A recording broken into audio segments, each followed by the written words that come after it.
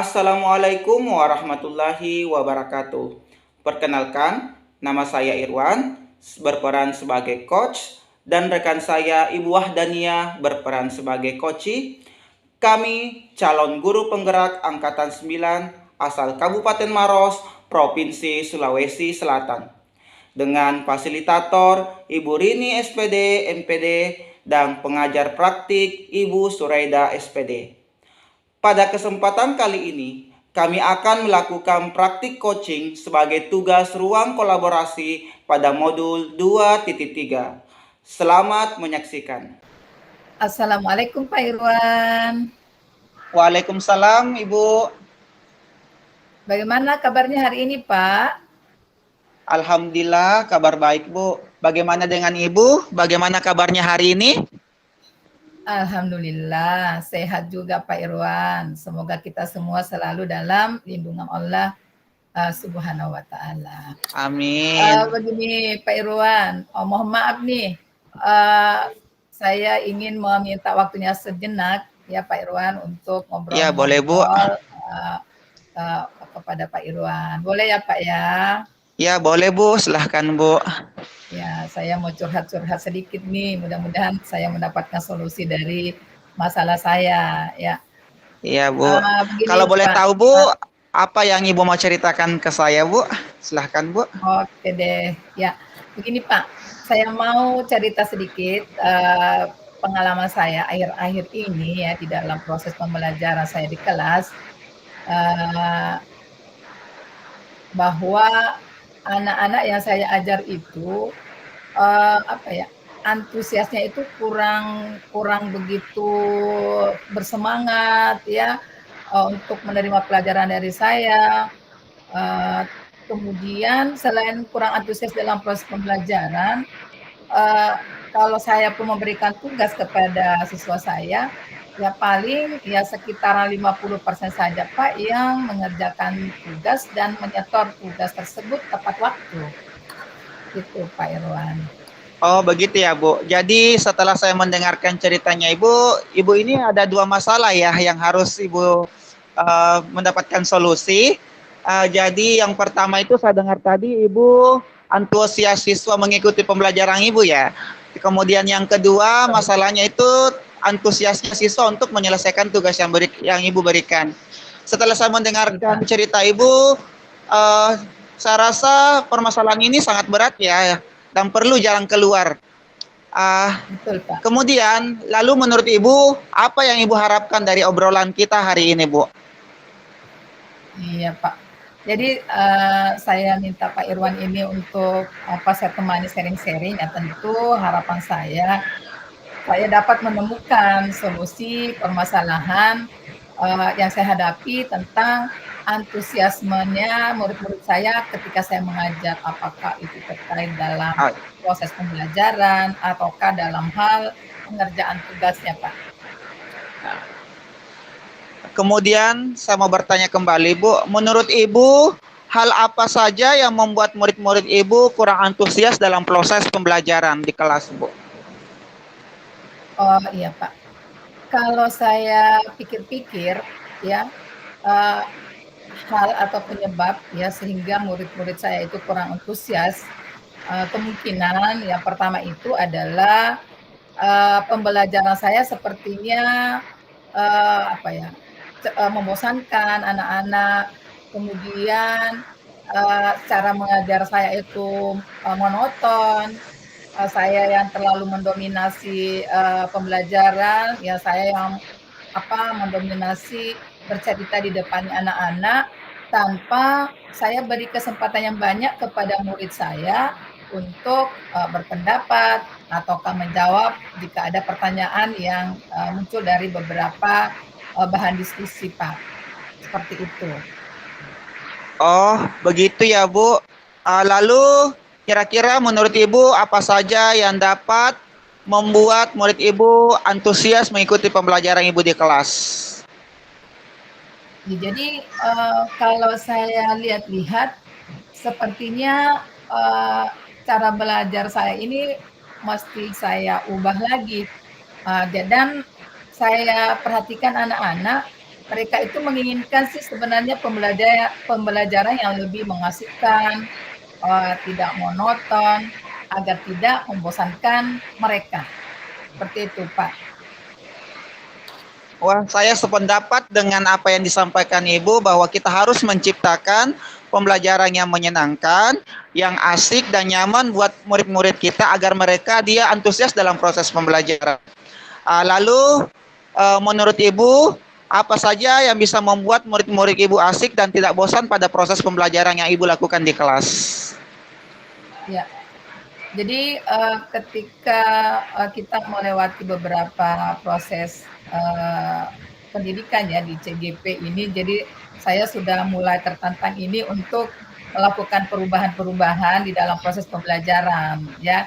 Jadi saya akan berupaya untuk memberikan pembelajaran di mana pembelajaran itu betul-betul berpihak kepada murid, dan murid diberikan kesempatan aktif untuk berbicara di dalam proses pembelajaran, dan sesekali melakukan ice breaking pada saat-saat tertentu jika misalnya anak-anak kita lihat ada kejenuhan, dan juga mungkin dalam proses pembelajaran sebaiknya kita menggunakan aplikasi-aplikasi yang lebih menarik ya, supaya proses pembelajaran itu menjadi lebih mengasihkan, Pak. Jadi itu yang berkaitan dengan proses pembelajaran yang Ibu lakukan di dalam kelas. Lalu mengenai tugas yang diberikan kepada murid-murid Ibu, apa kira-kira yang menyebabkan sehingga kurangnya antusias dalam pengumpulan tugas yang diberikan? Oh iya Pak, ini juga ini yang menjadi apa ya, menjadi masalah berat juga bagi saya ini, dan saya pikir-pikir kemungkinan mereka tidak mengumpul tugas tepat waktu karena tugas yang saya berikan itu sepertinya terlalu banyak pertanyaannya Pak ini. Dan ketika di LKPD, di tugas LKPD itu saya tidak memberikan sumber belajar yang beragam di situ. Seperti itu Pak. Jadi tadi Ibu mengatakan bahwa tidak memberikan beberapa sumber belajar. Kalau boleh tahu, Ibu selama ini dalam proses pembelajaran di kelas, Ibu menggunakan sumber belajar apa saja, Bu? Ya, sumber belajar yang saya gunakan ya adalah buku-buku paket yang siswa itu pinjam di perpustakaan, Pak. Dan ada juga LKPD yang saya buat sendiri. Itu saja, Pak, yang saya gunakan di dalam proses pembelajaran bersama anak-anak. Kira-kira Bu, apakah ada sumber lain yang bisa Ibu kira-kira pergunakan selain buku paket dan LKPD yang selama ini Ibu gunakan di dalam kelas?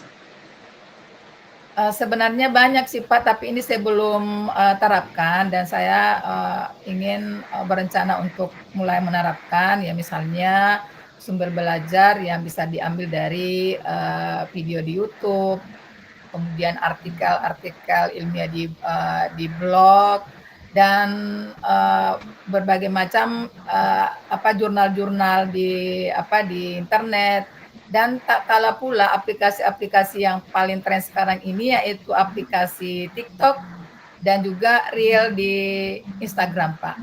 Anak-anak saya lihat pada menggunakan banyak aplikasi-aplikasi itu, dan saya ingin mencobanya, Pak. Wah, betul sekali, Bu. Ini salah satu ide yang luar biasa yang bisa saya juga menjadi pembelajaran buat saya sebagai guru. Jadi saya yakin bila Ibu bisa menggunakan berbagai sumber belajar ini, saya rasa murid-murid Ibu akan antusias dalam mengikuti pembelajaran di kelas, kemudian mereka juga antusias dalam menyelesaikan tugas yang Ibu berikan. Jadi kira-kira rencana Ibu ke depannya, apa yang Ibu lakukan untuk mengatasi masalah yang Ibu ini?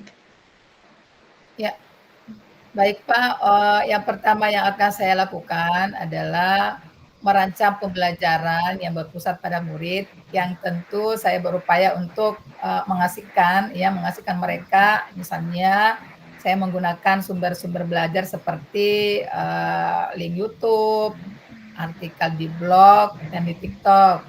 Kemudian yang kedua, saya juga akan memberikan tugas itu tidak terlalu banyak, Pak.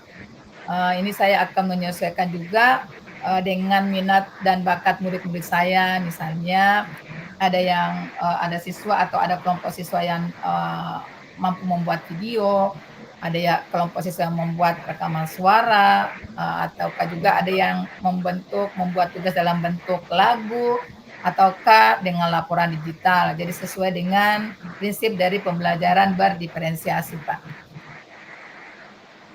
Wah, ide Ibu sangat luar biasa dan rencana Ibu semakin matang. Mudah-mudahan harapan kita adalah Ibu bisa menerapkan dan berhasilnya nantinya supaya bisa menjadi inspirasi buat saya sendiri. Kira-kira apa komitmen Ibu terhadap rencana Ibu ke depannya? Baik, Pak. Setelah mendapatkan saya menemukan solusi hari ini, ya, maka saya berkomitmen mulai besok dan seterusnya akan merencanakan pembelajaran yang menyenangkan bagi murid dengan menerapkan pembelajaran berdiferensiasi dan tentu juga memasukkan kesadaran sosial emosional ke dalamnya. Dan dalam proses pembelajaran itu tentu saya juga berupaya menggunakan beberapa sumber belajar sesuai dengan minat murid, ya, di antaranya seperti tadi Pak, menggunakan video YouTube, ya, menggunakan PowerPoint, artikel di blog, dan sebagainya. Serta pemberian tugas itu saya mau menyesuaikan dengan profil belajar atau gaya belajar siswa saya. Seperti itu Pak Irwan. Kira-kira Bu, ketika saya mengkaitkan dengan level skor, Ibu saat ini berada di level berapa dan skor berapa? Dan setelah nantinya Ibu melakukan aksi nyata tentang apa rencana Ibu, kira-kira Ibu harapannya berada di level berapa, Bu? Ya Pak. Jadi saya berpikir ya, saya ini sekarang berada di skor 5, di poin 5, dan setelah saya akan berusaha untuk menerapkan, mulai menerapkan, mengubah cara mengajar saya berharap ada perubahan, ada kenaikan skor menjadi 7 atau sampai 8 dulu Pak. Walaupun saya berkeinginan untuk bisa mencapai di skor 10, tapi itu yang mungkin berproses Pak Irwan. Betul Bu, kita harus membutuhkan proses untuk mencapai skor 10 Bu. Saya sangat mendukung ide Ibu, mudah-mudahan semua berjalan dengan lancar dan sesuai dengan harapan Ibu, agar kita bisa menciptakan proses pembelajaran yang menyenangkan buat murid kita, kemudian sehingga murid kita antusias dalam menyelesaikan tugas yang kita berikan Bu. Iya Pak. Terima kasih banyak Pak ya atas waktu sharing ya untuk pada pagi hari ini. Saya merasa sangat terbantu sekali ini Pak Irwan ya. Saya sudah dapat menemukan sendiri solusi dari permasalahan yang saya hadapi. Mudah-mudahan segera saya mampu merealisasikannya ke depan. Dan semoga semoga kita semua dapat menjadi guru yang selalu diidam-idamkan kehadiran siswa ya di dalam kelas. Begitu ya Pak Irwan, terima kasih banyak kembali. Terima kasih. Ya, atas waktunya. Ya, betul Bu. Assalamualaikum. Cita-cita kita semua menjadi guru yang selalu dirindukan oleh murid-murid kita Bu. Amin, amin, amin. Amin. Terima kasih kembali. Assalamualaikum Ya. warahmatullahi wabarakatuh. Waalaikumsalam warahmatullahi wabarakatuh. Demikianlah kegiatan praktik coaching yang kami sudah lakukan.